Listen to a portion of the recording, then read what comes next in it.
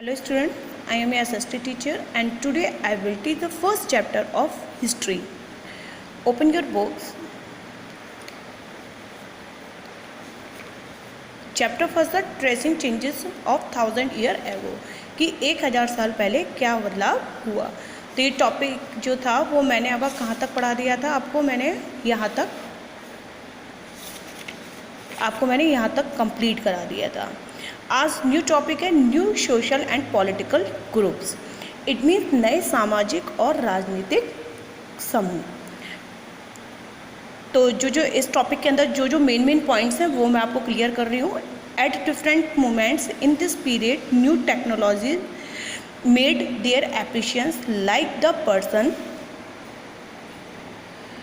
wheel in irrigation, the spring wheel in weaving, and firearms in combat.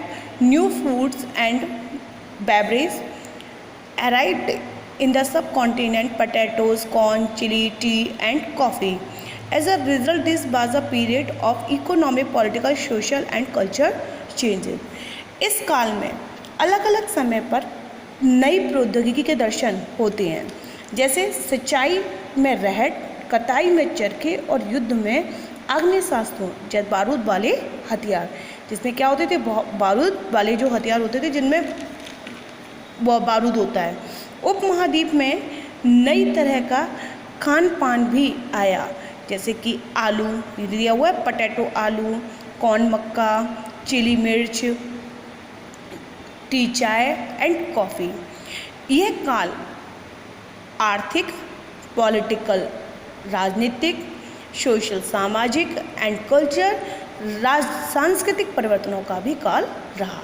This was also a period of great mobility. Groups of people travelled long distance in search of opportunity. इस युग में लोगों की गतिशीलता एक स्थान से दूसरे स्थान पर आना जाना बहुत बढ़ गया था, कि लोगों का जो आना जाना था वो बहुत बढ़ गया था। One group of people who become important in this period were the Rajput, a name derived from Rajputra, the son of a ruler between the 8th and 14th centuries. The term was applied more generally to a group of warriors who claimed Kshatriya caste status. जिन समुदायों का महत्व बढ़ा उनमें एक समुदाय था राजपूत। उनमें एक समुदाय कौन था? राजपूत। ये दिया हुआ राजपूत, तो उनका एक समुदाय था राजपूत जिसका नाम राजपूत, अर्थात राजपूत कौन होते थे? जो राजाओं के पुत्र होते थे, वो निकला। 8वीं से 14वीं सदी के बीच यह नाम आमतौर पर योद्धाओं के उस समूह के प्रयुक्त होता था जो क्षत्रिय वर्ण के होने का दावा करते थे। जो लोग कैसे थे? जो क्षत्रिय वर्ण के थे वो लोग इसमें क्या करते थे? दावा करते थे। Next line, other groups of people such as the Marathas, Sikh, Jat, Ahom and Kayast also used the opportunities of the age to become politically important. इस युग में राजनीतिक दृष्टि से महत्व हासिल करने के अवसरों का लाभ किसने उठाया था? मराठा ने, सिख, जाट, अहोम और कायस्थ लोगों ने क्या करा था? इस चीज़ का समूहों ने भी फ़ायदा उठा लिया था।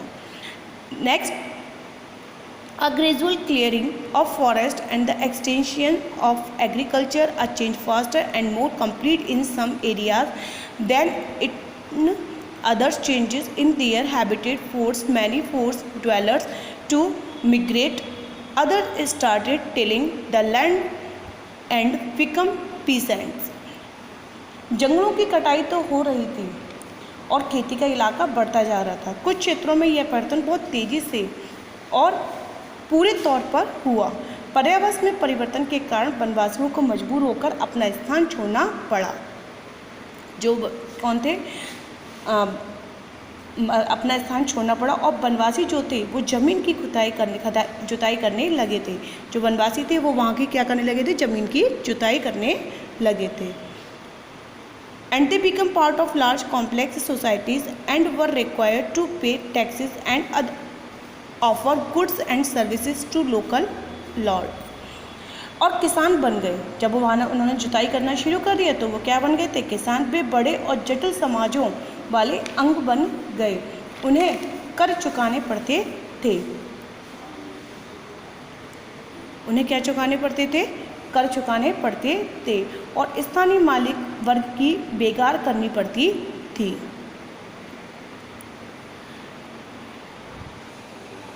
Some possessed more productive land, other also kept cattle, and some combined artisanal work with agriculture activity during the lean season.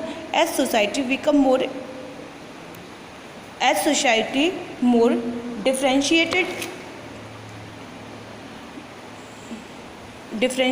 people were grouped into jatis and subcaste and ranked on the basis of their backgrounds, and their occupations ranks were not fixed permanently and varied according to the power, influence and resources controlled by the members of the jati.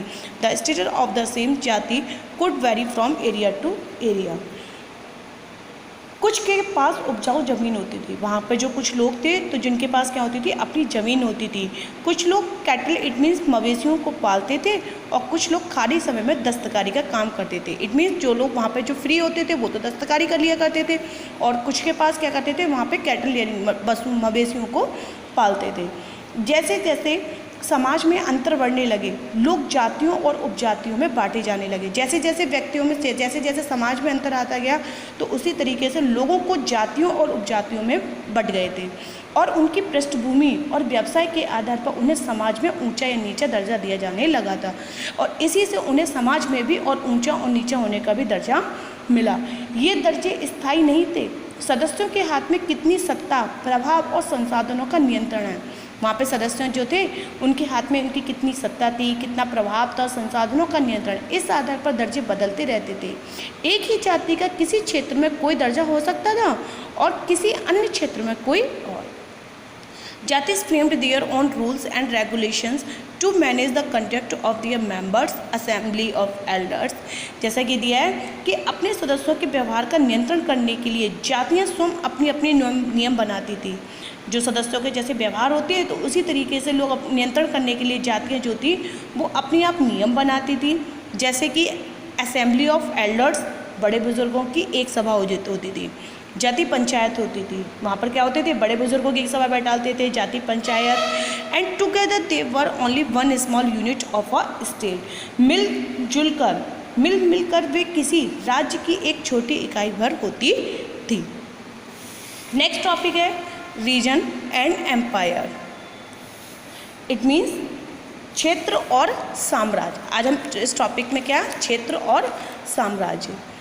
Chola chapter 2, Tughlaq chapter 3, Mughals chapter 4, ई compose many region, a Sanskrit prashasti praising the Delhi sultan Ghiyasuddin Balban explained that he was the ruler of West Empire that sketched from Bengal in the east of Ghazni in Afghanistan in the best of included all of the South India Dravid। कि चोल जो था वो हम उसे chapter 2 में पढ़ेंगे, तुगलक अध्याय 3 में पढ़ेंगे, और जो मुगलक थे उसे हम अध्याय चैप्टर 4 में पढ़ेंगे। जैसे जैसे बड़े बड़े राज्यों के अंतर्गत कई सारे जो क्षेत्र थे वो आ जाते थे। दिल्ली के जो सुल्तान थे गयासुद्दीन बलबन की प्रशंसा में एक संस्कृत प्रशासनी में उसे एक विशाल साम्राज्यिक शासक बताया गया है, जो पूर्व में बंगाल गौड़ से लेकर, कहाँ से? बंगाल गौड़ से लेकर पश्चिम में अफगानिस्तान के गजनी, इट मीन्स कहाँ तक फैला हुआ है? वो गज्जन तक फैला हुआ है, और जिसमें संपूर्ण दक्षिण भारत द्रविड़ भी आ जाता था। नेक्स्ट है आपका, जैसा कि आप इसके अंतर्गत देख रहे हैं, ये एक मैप बनाया गया है। इसमें आपके रोमन नंबर के थ्रू यहाँ पर आपको कि जैसे 10 नंबर पर आपका दिया है दिल्ली, लाहौर 5th नंबर पर, तो इस तरीके से आपके यहाँ पर क्षेत्र और साम्राज्य को भी दर्शाया गया है। नेक्स्ट है, अब यहाँ पर आपको क्लू में देखिए एक चीज पॉइंट दिया गया है कि जो मोस्ट है कि Amir Khusrau went to explain that is contrast to these languages there was Sanskrit, which did not belong to any region. It was an old language and common people do not know, if only the ब्राह्मण। कि अमीर खुसरो ने ही बताया था कि इन भाषाओं के विपरीत एक संस्कृत भाषा थी। ये बात जो हम संस्कृत पढ़ते हैं तो ये अमीर खुसरो ने बताई थी कि अन्य भाषाओं के जो विपरीत है वो एक संस्कृत भाषा भी है, जो किसी विशेष क्षेत्र की भाषा नहीं है। यह केवल एक प्राचीन भाषा है जिसे केवल ब्राह्मण जानते हैं, आम आदमी नहीं। जैसा कि हम लोग देखते हैं कि हम लोग संस्कृत जो पढ़ते हैं वो संस्कृत पहले लोग जो ब्राह्मण वगैरह होते हैं उन्हें बहुत अच्छा ज्ञान होता है, तो वो भी भाषा जो थी वो एक आम भाषा थी। आम भाषा हर कोई व्यक्ति उसे नहीं पढ़ना नहीं जानता।